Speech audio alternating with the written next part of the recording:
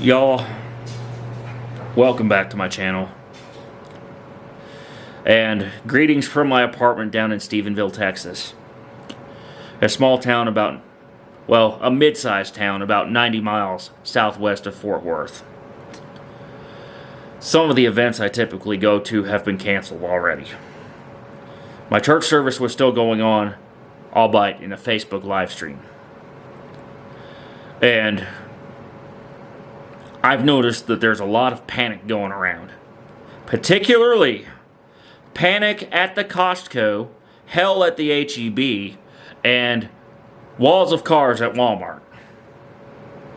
And that needs to stop.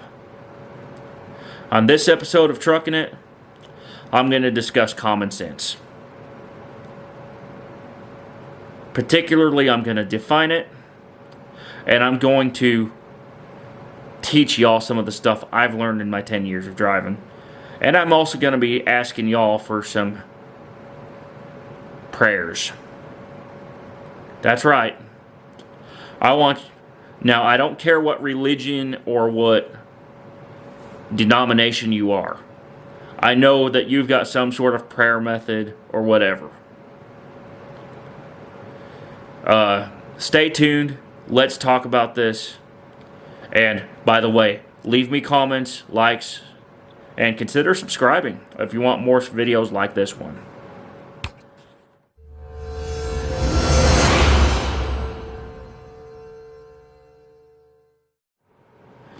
Okay, so let's define common sense. Common sense is being aware of your situation, knowing what to do, and being prepared for any emergency that may arise, whether it be at home, on the road, or anywhere else. If you were not taught by somebody with more experience in that realm, I want you to learn as much as you can, because this is what's lacking in the entire country. First things first, I'm on baby step 1 of the Dave Ramsey program. Now, if you don't know what that is, go check out his website at daveramsey.com. He's got budgeting programs. He's got stuff that helps you get out of debt. Baby step 1 is building up that first $1,000 emergency fund so you stop living paycheck to paycheck. A lot of people live paycheck to paycheck right now. And that is not common sense. A lot of people rely on credit cards, but those readers might be nasty. And there are now better ways to pay. The credit card still has a use, though. I'll explain that later. But debit cards are far better, and if you have the option to pay cash, that's even better still. Let's talk about who teaches common sense. Well, common sense taught by people with more experience than you. I am pointing at myself. I learn a lot from people who have been there and done that, both as a rodeo shooter and as a trucker. My events are going to get canceled or postponed or reduced in coverage because I see people exercising common sense in that realm. The system is working. My stockyard shoots have been canceled for now. They may resume as early as next week. This week I do have an arena practice coming up tomorrow, right after I pick up my groceries.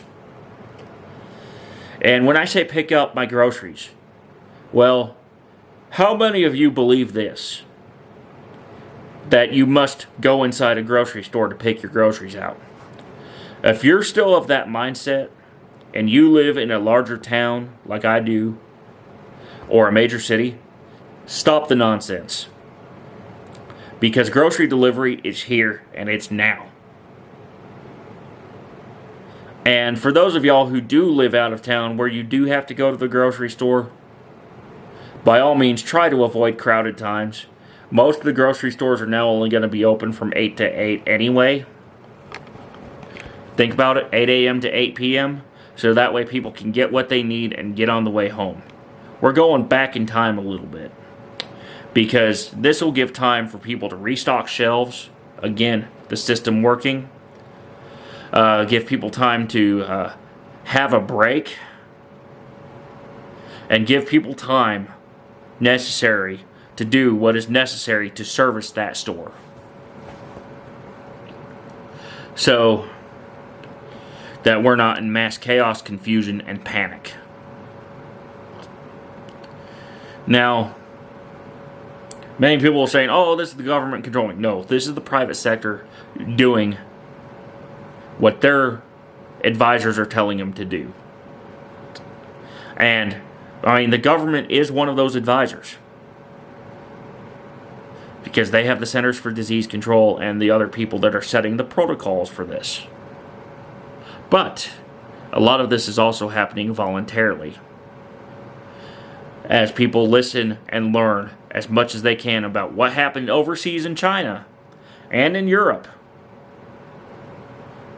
and why this is going to affect us for a couple weeks, maybe more. Now, the death rate is a little higher with coronavirus than it is with your typical common colds and flu. But I only said a little for a reason. It's people like me and others with compromised immune systems that have the greatest chance of having issues with this. For the rest of y'all, it'll be a lot like the flu. So, don't panic. Whatever you do, you want to actually get away from the situation as fast as you safely can. And I don't mean running in a panic. I mean going home, relax, chill, and stay there for a while if you are getting called off work. Many companies are going to telecommuting. Doctors' offices included. Virtual visits are becoming the norm. Virtual visits to your workplace are also becoming the norm if you are not in a profession that requires you to move anything. Now, if you're in a profession that requires you to move stuff like a trucker or like a train operator, for instance, you're in a unique situation that's kind of like mine.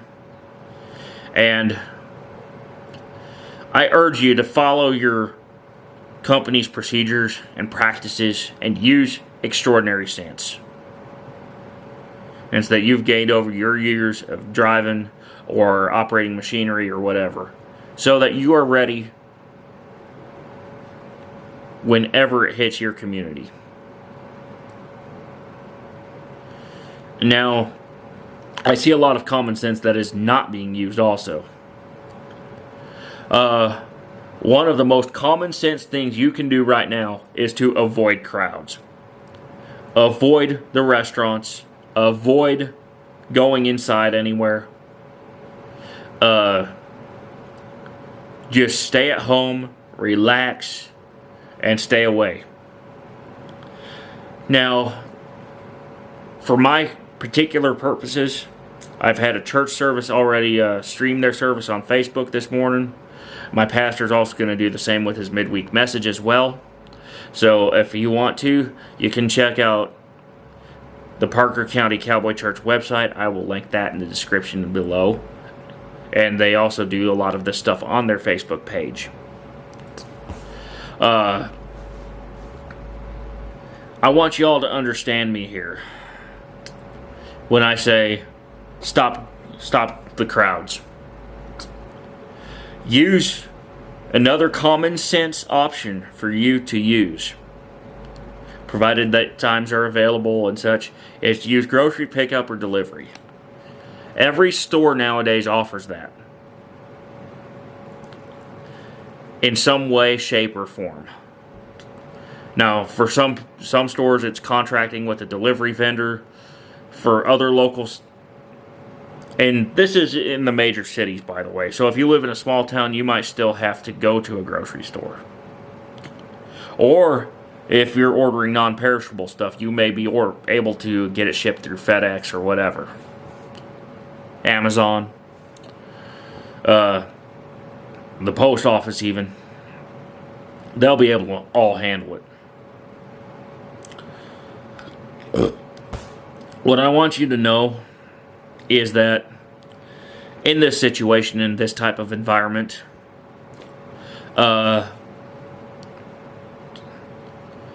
if you live in a major city, grocery delivery or curbside pickup is your best option because it minimizes your encounters with people and it helps you avoid the checkout lines that are dirty and disgusting anyway. These people who do the grocery delivery and the curbside service are specially trained. They keep their stuff clean and they are not, under any circumstances, going to cause an issue with you. They're trained on this stuff. They handle it all the time. Hoarders and thieves are likely to be rampant. So again, your common sense prevails. Keep your wallet in your pants.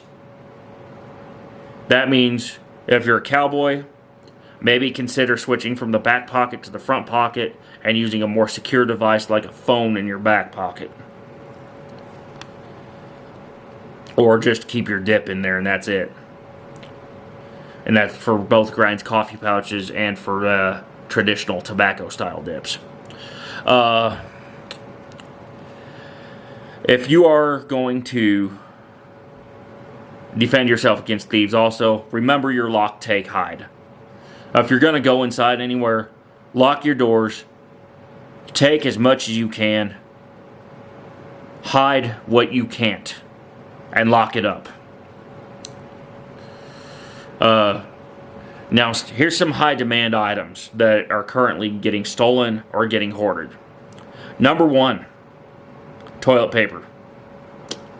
If you didn't buy this last summer, you are in for trouble right now. Because that's one of the personal hygiene items along with paper towels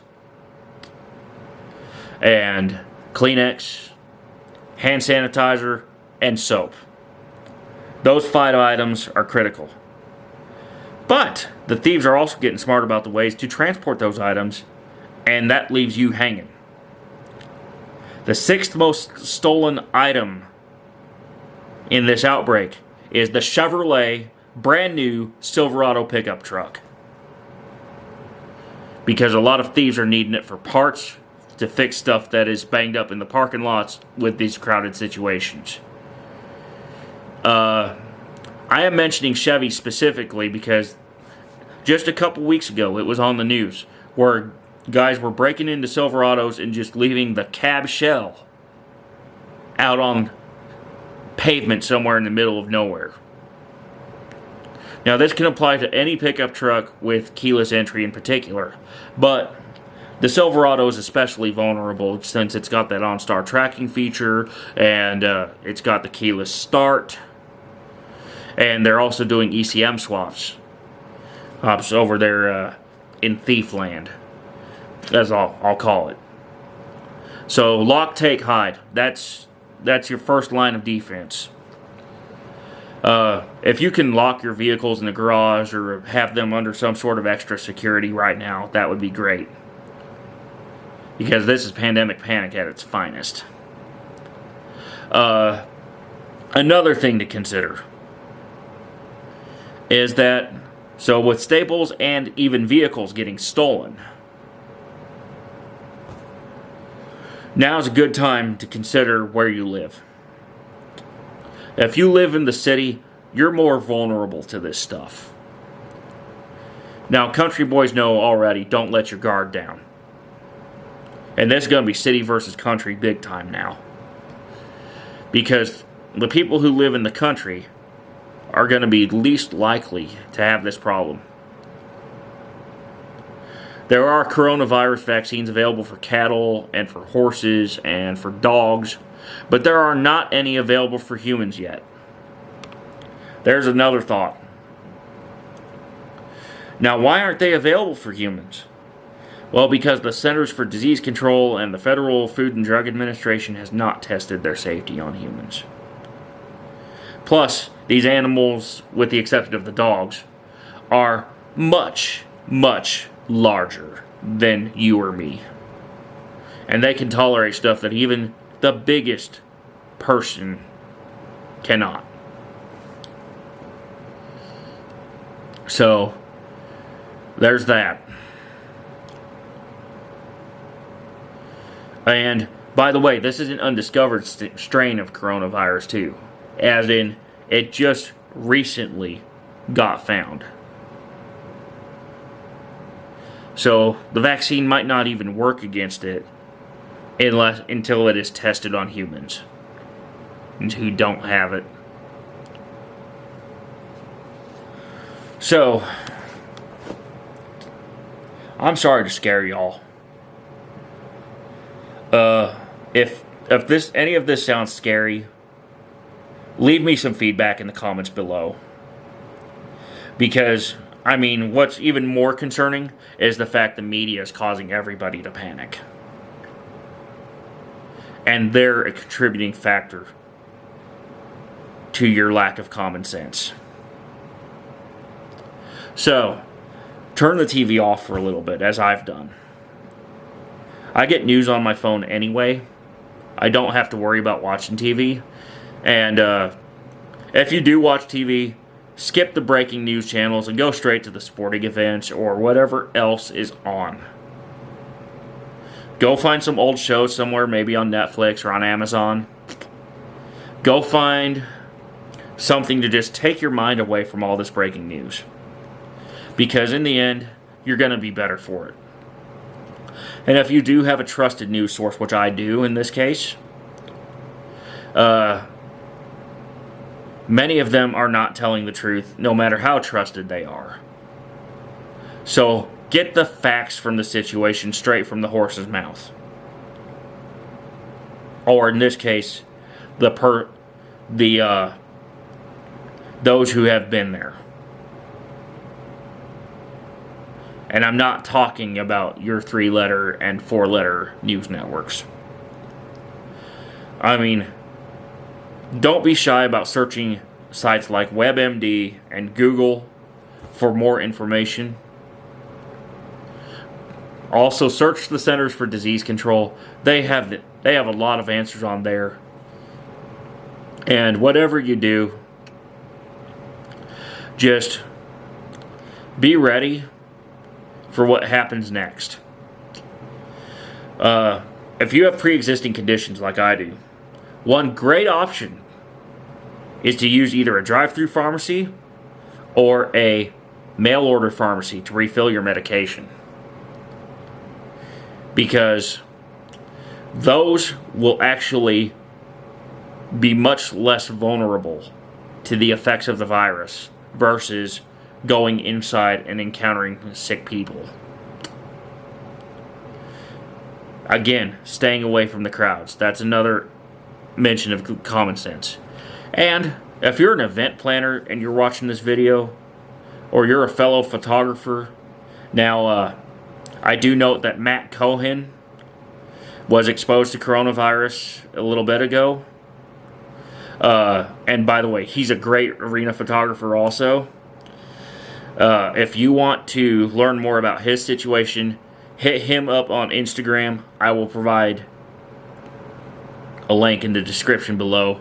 And may my thoughts and prayers go to him and to some of the other arena photographers out there, or that might be affected by this. Whether that be either A, by having much smaller events that are media only, B,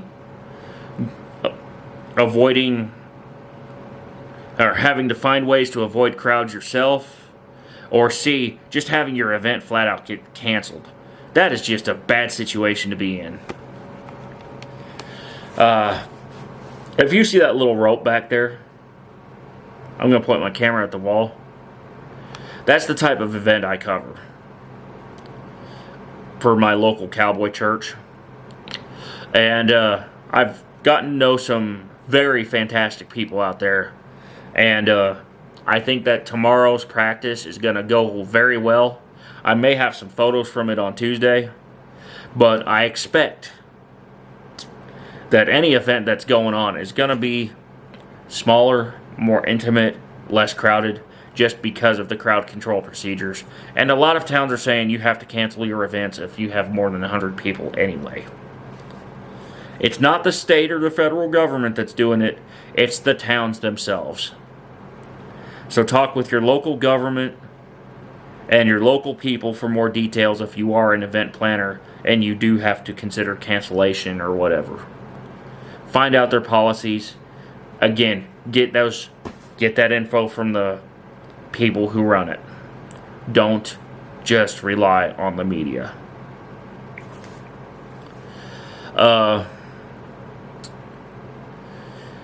And that leads me to one more thing.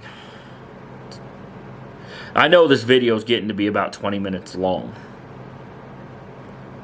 I want you to pray for all the politicians who still have to travel, still have to do their campaigns and such, because I know a lot of them are going to take to social media, just like I do, and just like some of my followers do. And it goes without saying that we got to pray for safety for them as well, because they might be in the situation that you can't even go into. And they might be in a situation where they might have to work from home, or perhaps work from a remote office. They might not be as responsive because they're getting overwhelmed with all the requests and all the data and all the stuff that's going on. So in the end, pray for your officials. Pray for your fellow neighbor. And pray that you do not get sick. Also use some common sense, and it's going to go a long way towards controlling the spread of this illness. Until next time, let's make your best trip your next trip. Maybe plan one out to the middle of nowhere, or this time. And if you are a trucker and you're being subject to the new less restrictive hours of service because you're hauling the groceries or whatever, just my prayers are with you for your safety. And if you're tired or you're feeling ill for whatever reason, that's the only hours of service regulation that's going to apply to you. Do not drive if you're sick. Instead, do a video visit or get in touch with your doctor and get yourself better so you can get back on the road.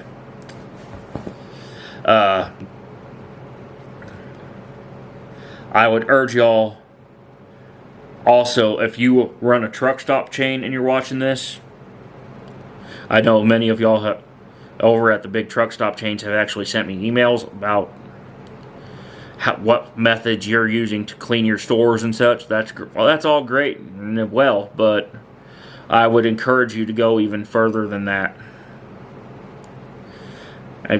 I would encourage you